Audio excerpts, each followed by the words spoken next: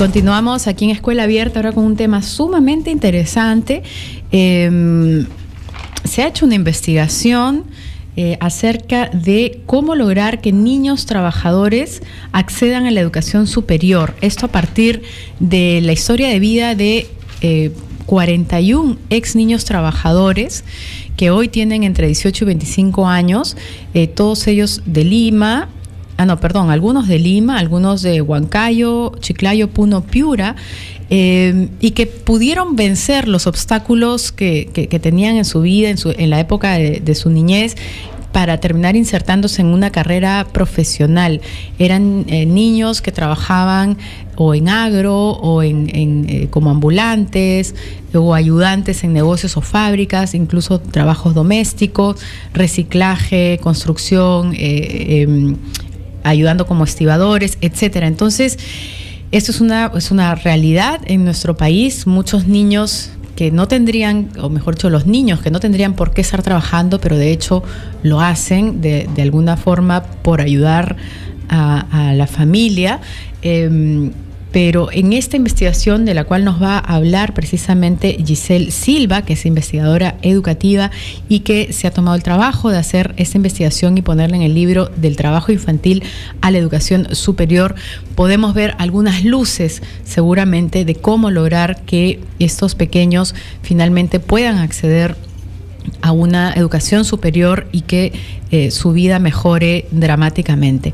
Buenos días, Gisela, gracias por estar aquí. Buenos días, gracias por invitarme también. Gisela, cuéntanos acerca de esta investigación. Para empezar, ¿cómo es que se genera el interés por esta investigación y por qué lo tomas tú? Uh-huh. Mira, lo que pasa es que yo trabajo hace bastante tiempo para Fundación Telefónica como consultora, como investigadora. Y dentro de lo que yo observaba en los programas que ellos manejan, específicamente en ProNiño, veía que habían chicos que ya habían egresado al programa y que tenían, había una rica casuística, ¿no? ¿Qué cosa es el programa ProNiño? El programa ProNiño es un programa que, previene el trabajo infantil. A través de los colegios les dan actividades extracurriculares, escuelas deportivas, talleres, en fin, una serie de apoyos. Y observaba que bastantes chicos egresaban del programa y, accedían a la educación superior. Y eso me pareció bien interesante, aparte de otros estudios que yo he realizado y que también veía pues que no necesariamente,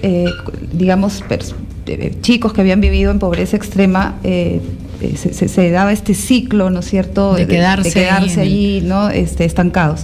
Entonces me interesó bastante, planteé hacer este estudio y salieron cosas bien interesantes, ¿no? O sea, tú dices que gracias a estos talleres, a este programa que tienen en Telefónica, niños que ya eran niños trabajadores y que probablemente hubiera seguido ese camino, optaban por seguir estudiando y acceder a una... Sí, se observaba, eso, y eso fue lo que a mí me llevó para investigar, pues hasta qué punto era solamente el programa o habían también otros factores que estaban impulsando a estos chicos a poder avanzar en ese sentido. ¿Y qué cosas, cuéntanos, qué cosas importantes llegaste? ¿Cuánto duró la investigación y te centraste, tengo entendido, en 41 casos? Sí, 41 casos. Los elegimos a través de las instituciones, de las ONGs que trabajan, en este programa. Ellos con los directores, ¿no?, los profesores, conocían a los chicos, los identificamos uno a uno y decidimos hacer como talleres de donde ellos nos iban a contar, entrevistarlos, iban a hacer una serie de ejercicios y a través de eso nos iban a dar su perspectiva subjetiva, ¿no?, desde ellos mismos, de su experiencia. Y como grupo también, cuáles habían sido los factores que los había podido, impulsar, ¿no?, a poder hacer esa trayectoria que por lo general es bien complicada, ¿no? Que un niño que vive en extrema pobreza pueda superar no solo obstáculos económicos, ¿no?, sino también una serie de familiares, imagino, emocionales, ¿no? Exactamente. Pero ellos pues pudieron identificar, y en ese sentido es bien valioso porque responde desde la propia subjetividad de los chicos, ¿no? Entonces, por ejemplo, un factor inicial que es el más potente fue que el 100% de estos chicos, o sea, los 41 en total, en primer lugar mencionaron que habían contado con un vínculo humano, con un soporte, personal, consistente a lo largo de su vida, ¿no? Y esta, digamos, la mayoría, ¿no es cierto?, como cerca del 70% de estos chicos, estos vínculos habían sido papá, mamá o alguien de la familia, digamos, consanguínea. Yeah. Pero en un 36% de casos no habían sido consanguíneos, ¿no? Había sido, por ejemplo, un jefe dentro del trabajo, había sido el sacerdote, ¿no es cierto?, de la comunidad, o un docente, por ejemplo, también, ¿no?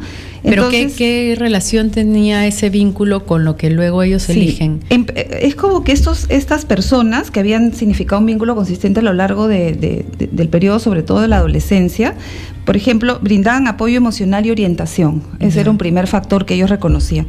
Segundo, eran modelos de inspiradores de superación de pobreza, ¿no? Ellos lo observaban como sí tenían un ejemplo. Tenían un ejemplo, ¿no? Porque estas personas que eran estas figuras, digamos, importantes, que eran fuente además de afecto, habían también sido personas que habían pues superado sus adversidades, ¿no? Habían remontado. Luego promovían retos y logros educativos, ¿no? Mira, incluso había un chico de Puno cuya mamá era analfabeta, pero esa era su figura de referencia. No tenía nivel educativo en absoluto y la mamá le revisaba las tareas, a pesar de que era analfabeta, y un día el chico se percata de que le está revisando la tarea con el cuaderno al revés. Y entonces él cuenta eso muy conmovido, ¿no? Mi mamá, a pesar de que no entendía lo que estaba en el cuaderno, hacía una marquita, una rayita, ¿no? Como que se subrayaba y al día siguiente le decía, ¿qué más has avanzado? O sea, era alguien que estaba permanentemente interesado, ¿no? Y además que creía esta persona, a pesar, como te digo, de ser iletrada, que la educación pues era una manera de superar la pobreza y lo impulsaba mucho, ¿no? Y otro aspecto, por ejemplo, es que aportaban mucho a enseñar valores de convivencia, que ellos eso lo mencionaron bastante, ¿no? Poder relacionarse bien con los demás y además tener, bien interesante, ellos también decían poder tener un sueño a futuro, o sea, una perspectiva y además que una meta y que además esta meta estaba pues centrada en el tema del desarrollo educativo, ¿no? Y que eso fue digamos lo principal que atravesaba, digamos, la historia de estos 41 chicos. Ahora, si bien es sumamente interesante y conmovedor conocer ese vínculo, como ellos lo han planteado, emocional, ¿no? De una persona cercana que los ha acompañado, pero eso también nos da a entender que aquellos niños que no tengan esa persona cercana y afectiva no pueden lograrlo o podrán lograrlo en menor medida. Claro, yo lo veo más bien desde el siguiente enfoque, ¿no? Si nosotros en un estudio hemos identificado que este es el factor principal para estos chicos, eso supone, ¿no es cierto?, que a nivel de las políticas educativas, a nivel de las políticas sociales, podamos orientar esfuerzos para justamente reforzar vínculos familiares, para lograr también garantizar, ¿no es cierto?, que los chicos en las escuelas, por ejemplo, cuenten con una figura de referencia con los docentes. Por ejemplo, en este caso del estudio, ¿no? Los jóvenes también decían que las figuras no consanguíneas que habían jugado un papel fundamental en esta trayectoria positiva eran los docentes buenos, que se ocupaban no solamente del aspecto académico, sino también de ser orientadores, de ser pues... Entonces, imagínate... O sea, perdona, eran niños que, pese a que trabajaban, también iban a la escuela. Sí, todos habían ido a la escuela, ¿no? Todos habían ido a la escuela. Claro, pero llega un momento, me imagino, que estos niños tienen que elegir o seguir estudiando después del colegio o seguir trabajando. Y en el caso de ellos fue importante todos estos factores que nos dices para dar el salto, ¿no? Porque la mayoría, digamos, es bastante común, ¿no? La mayoría se queda en quinto secundaria, ya es una meta, digamos, que alcanzan, y de ahí por las propias necesidades y qué sé yo, las propias presiones de la situación de pobreza, ya se insertan en el trabajo, continúan trabajando, ¿no? O hacen cosas, pues, digamos, diferentes tipos de oportunidades, pero ya poder dar el salto para proyectarse, hacer una carrera, una formación, digamos, un poquito más sostenida, y con ello, digamos, ellos tenían mucho el sueño de superar la pobreza, ¿no? Y eso hay muchos casos en el Perú, o sea, digamos, este es un estudio actual, pero desde siempre hemos visto pues casos de parecidos, ¿no? Entonces, de alguna manera, ellos también, por ejemplo, identificaban fortalezas personales, ¿no? Como algo importante, aparte de estos vínculos. Y veían, pues, por ejemplo, que ellos sí se reconocían como chicos con una buena autoestima, con algunos talentos, o sea, eran conscientes de esas ¿Y el salto cómo es que lo dan? Porque también se necesita dinero para ingresar. De estos niños, ¿todos estudiaron en una universidad? Ellos, ¿los 41? No, habían un 40% que sí estaban en la universidad, se habían agenciado de diversas maneras, ¿no es cierto? Y un 60% de chicos estaban haciendo una carrera técnica. Pero de educación superior, ¿no? Y a la vez trabajaban y estudiaban o conseguían que alguien los ayudara a la vez trabajaban y estudiaban, la gran mayoría tenían algunas otras ocupaciones o habían contado, por ejemplo, en algunos pocos casos con unos apoyos financieros, algunas becas que creo que les habían dado incluso el ingreso a esto, ¿no? Pero sí, la mayoría trabajaba, combinaba trabajo con estudio. Y ellos actualmente tienen entre 18 y 25 años, o sea, ya son profesionales, muchos de ellos. Este estudio, digamos, el trabajo de campo se realizó en el 2011, ahorita ya está, hace 3 años fue esto, así que ya deben haber terminado o estar por terminar. Giselle, ¿qué se va a hacer con esta investigación? ¿Se piensa plantearla, entregarla al Ministerio de Educación, al Consejo Nacional de Educación?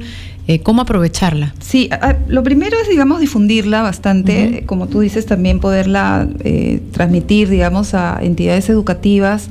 Creo que es un interesante antecedente para sobre todo identificar factores blandos de las políticas educativas. Claro, que no son necesariamente costosos, ¿no? Exacto, y que de alguna manera no se les presta atención. Por ejemplo, todo este aspecto emocional, socioemocional, que se deja de lado y que todo el tiempo se está concentrándose mucho en lo cognitivo, es pues básico, ¿no? Claro, y ha sido fundamental en la vida de estos niños.